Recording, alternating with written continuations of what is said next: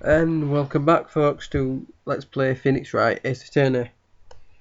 Now, the last time we got like halfway through, but I basically wanted to do this episode in 2 parts because it takes time to upload.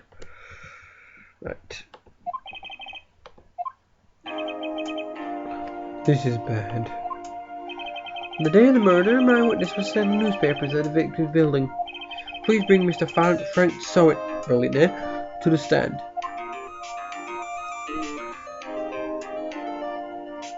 Mr. Sowett, you sell newspaper subscriptions, is this correct? Oh yes, newspaper subscriptions, yes. Mr. Sowett, you may proceed with your testimony. Please tell the court what you saw on the day of the murder. Witness testimony, witness account. I was going door to door selling subscriptions when I saw a man fleeing an apartment.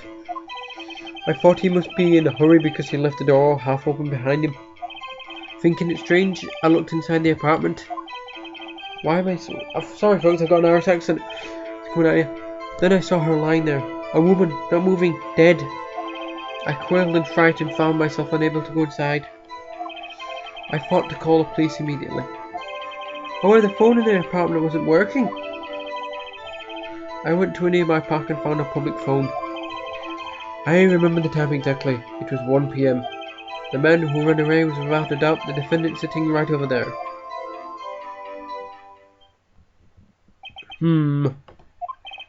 Larry, why didn't you tell the truth?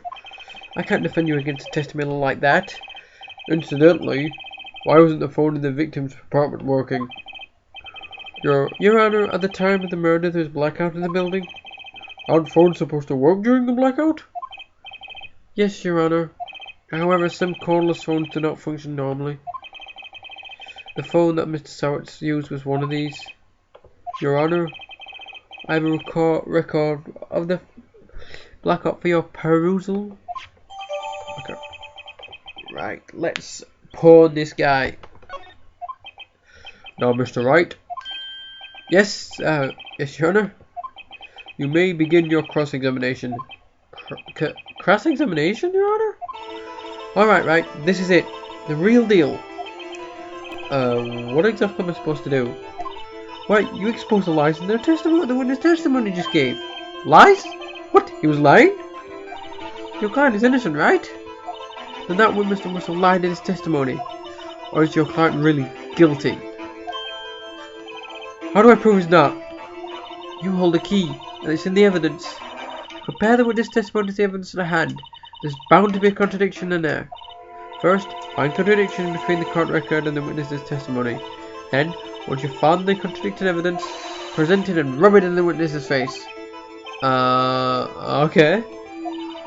Touch the court record button and point out contradictions in the testimony. Let's go. Cross-examination, witnesses count.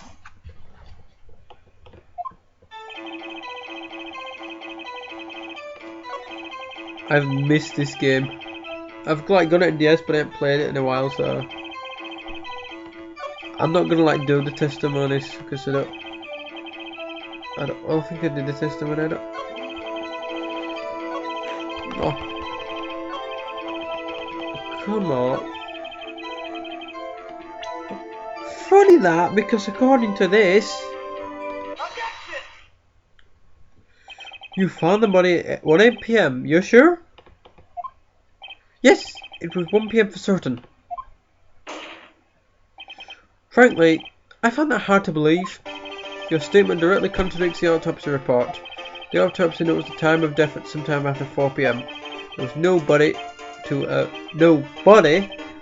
find at 1 PM. How do you explain this 3-hour gap?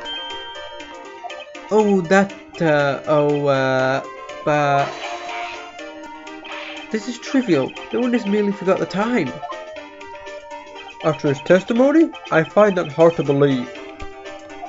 Mr. Sowett, why were you so certain that you found the body at 1 PM? Gee, that's a really great job, right? Way to put him on the spot. That's all you have to do. Point out contradictions. Lies always beget more lies. Sifu won, and the whole story falls apart. Wait, I remember now.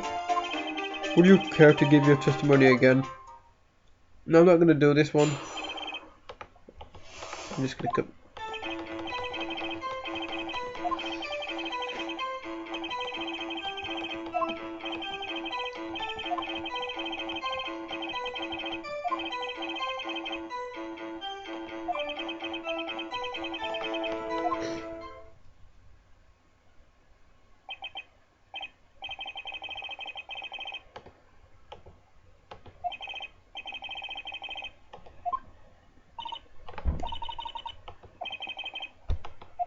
Forgot to do for. Oh, damn it. Cross examinate time discovery. Oh well.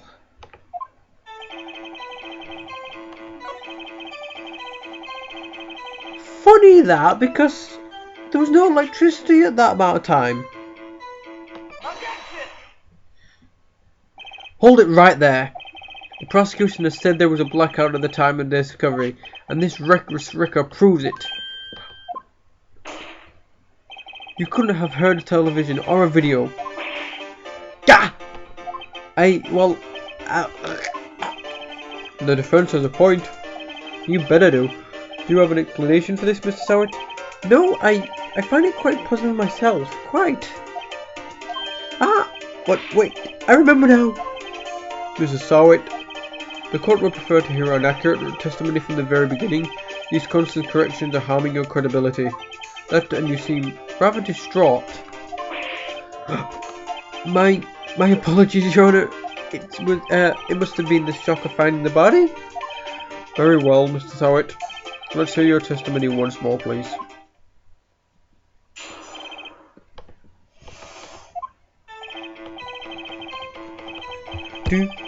I've missed that. Oh, sorry, folks.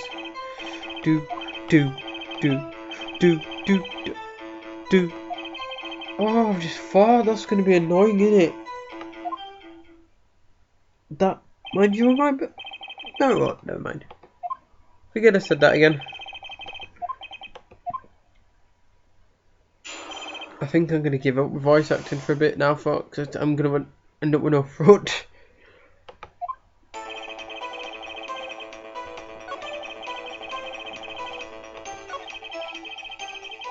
Are you an absolute? What the? Now I know about this, but seriously? Wait just a moment. The murder weapon wasn't a clock. It was this statue. Now how is this supposed to be a clock? What? You with your objections and your evidence? Just who do you think you are? Just answer the question, Mrs. Sowett. Hey, I saw it there, okay? That's a clock. Your Honor, if I may? Yes, Mr. Perry. As the witness stated, this statue is indeed a clock. The neck is a switch. You just tilted and it said the time out loud. As it doesn't look like a clock, I submitted as a statue. My apologies. I see. So the murder weapon was a table clock after all. Well, Mr. Wright, it appears that the witness testimony is correct. This is a clock. Do you have any problems with his testimony now? Yes, I bloody do. Your Honor, there is a gaping hole in the witness's testimony. The only way he could have known the weapon was a clock is to hold it in his hand. Yet the witness has testified that he never entered the apartment. Clearly a contradiction. Indeed. The witness knew it was a clock because he went into the apartment. You're lying. You were inside the apartment on the day of the murder. Oh yeah? Prove it! Prove I went in there. I'll do better than that. I can prove you were the one who killed her. You struck her with the clock and the shock of the blow triggered the clock's voice.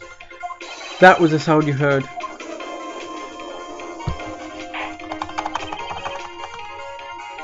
Order in the court. Intriguing. Please continue, Mr. Wright. Yes, Your Honor. Mr. Sowett.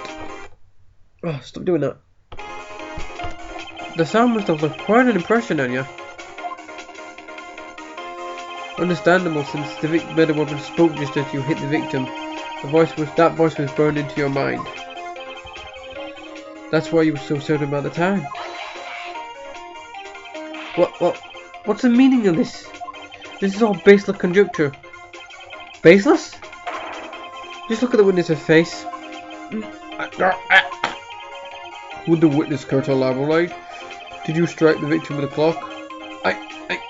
That day, I never look. The clock. I heard no. I said no. Ah! Shut up! I hate you. It was him. I tell you, I saw him. He killed her, and he should burn, give him death.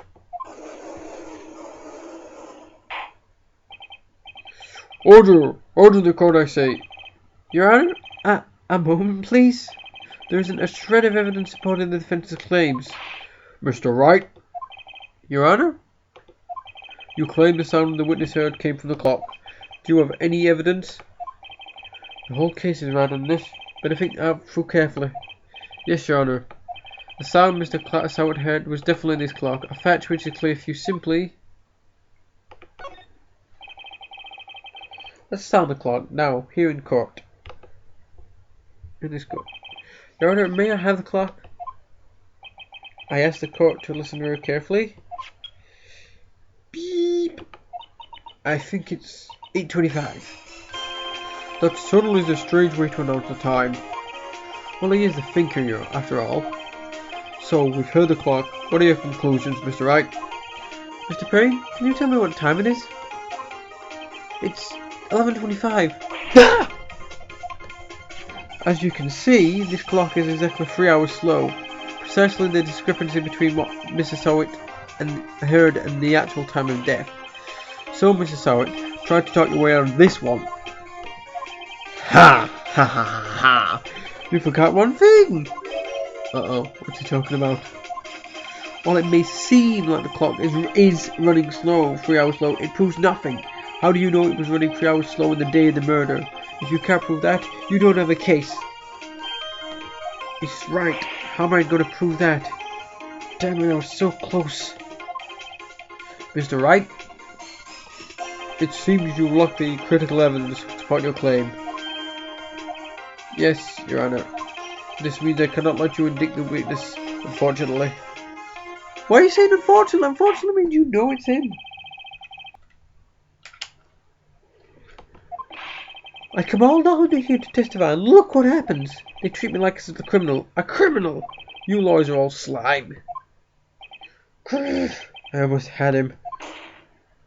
Sorry, Larry. I failed you. There's nothing I can do right now. Not so fast, Mr. Sowett. Mia? Chief? Listen up, Wright. Don't throw this one away. Not like this. Think. But Chief, it's over. I can't prove the clock was slow the day of the murder. Nobody can prove that. Well, yes. But that doesn't mean you can't still win. Try thinking out of the box. Don't waste time dumping the facts. Assume the clock was 3 hours slow, and think through it. Ask yourself, why was the clock 3 hours slow? Figure out that reason and you'll have your proof. Right. That's so funny that. Can you think of a reason to why the clock is slow? Yes, I can. Wait, maybe I can prove it. You must have evidence somewhere that can prove it, right? Find it and let them have it. That's what she said. Well, Mr. Wright, you say the clock was already running slow on the day of the murder? Have you found evidence to support this claim? Of course! There's a piece of evidence in the court record that can prove my claim beyond a doubt. Ha! Tough words! Let's see you pull this one off. Let's see this evidence that proves why the clock was running slow.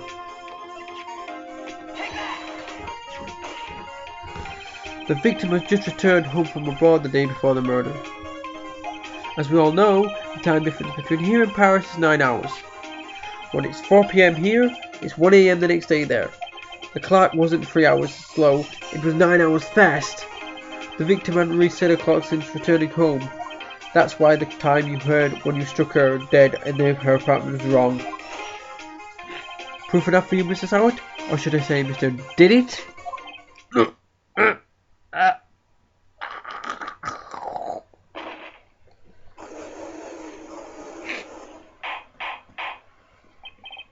Oh, order, I say.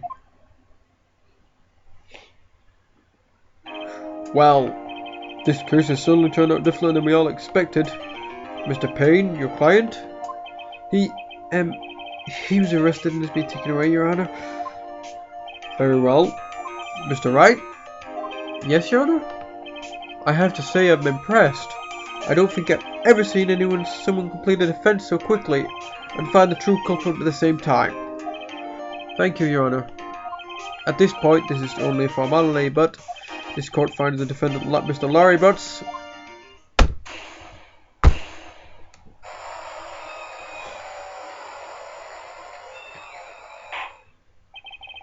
And with that, this court is adjourned.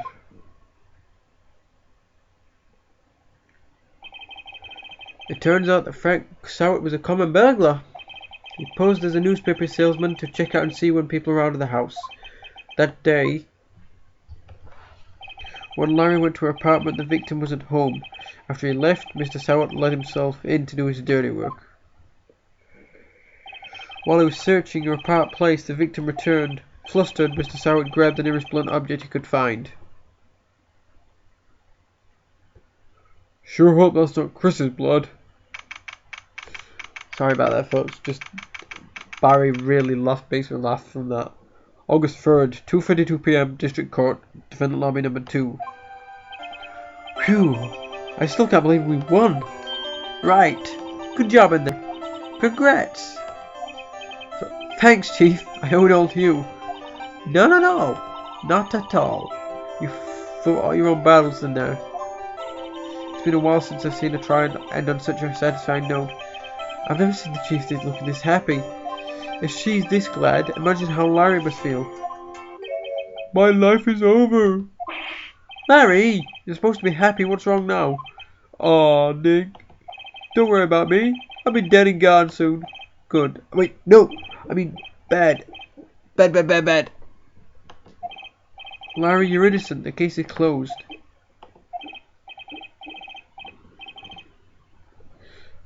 But my Cindy Windy's gone, man. Gone forever. Larry, she was a... Nah, never mind. Congratulations, Harry. Harry? Yes, you. I can barely see the headlines now. Harry Butts, innocent. Thanks. I really owe you one. I won't forget this ever. Let's celebrate. Dinner? Movie? My treat. Oh no, I couldn't. Hey, I was the one who got you off the hook. Oh, hey. Here, take this. It's a present. A present? For me? Wait, wasn't this the evidence that... Actually, I made this clock for her. I made one for her and one for me. Really? You? You made this? It's a bit nasty, Mia. Well, thank you. I'll keep it as a memento. Yo, Nick. Can you believe it? I was so into that chick, and she would just play me for a fool. Didn't that make you cry? Larry, are you so sure? Excuse me? I think she thought quite a lot of you in her own way. Nah, you don't gotta sympathize with me, it's okay. Oh, I'm not just sympathizing, really. Isn't that right? Don't you have something to show your friend? Something that proves how she felt about him? Huh? Oh, yeah, right. What the hell is she on about? Now, you can get the bad ending, but I want to get the good ending. Check this out, Larry. Proof positive you wouldn't just some chump to her. Huh? Where'd you get that clock? This is the clock you made for her, Larry. She took it with her when she travelled. Maybe she just needed a clock, that's all. You think so? It's a pretty heavy clock to take travelling. Well, make of it what you will. Hey, Nick. I'm glad I asked you to be my lawyer. Really, I am. Thanks. Hope that made him feel a little better. Right? I hope you see the importance of evidence now. Also, hopefully you realise things change depending on how you look at them. People too. We never really know if our clients are guilty or innocent. All we can do is believe in them. And in order to believe in them, you have to believe in yourself. Right? Listen, learn, grow strong. Never let go of what you believe in. Never. Well, I think our work is done. Shall we be off? Yeah, I guess so. Say, how about dinner on me? We'll drink to a toast to innocent butts. Yeah! Well, speaking of Harry, you were saying part of why you became a lawyer was because of him. Yeah, part at least. You'll have to tell me about it, more about it sometime, maybe over drinks. Are you coming on to me, Mia? And so, my first trial came to a close. Larry slapped me on the back and said, "Gee, Nick, it's good to our friends. But I'm pretty sure he's not going to pay me unless you cut the clock he gave Mia." I didn't know it then, but that clock was soon going to be at the center of another incident. And my promise to tell the chief about me and Larry would be one I promised that I wouldn't be able to keep.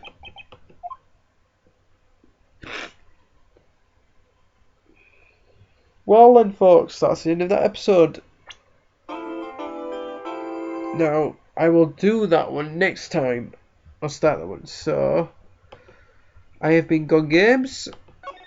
Thank you for watching, and I will see you next time.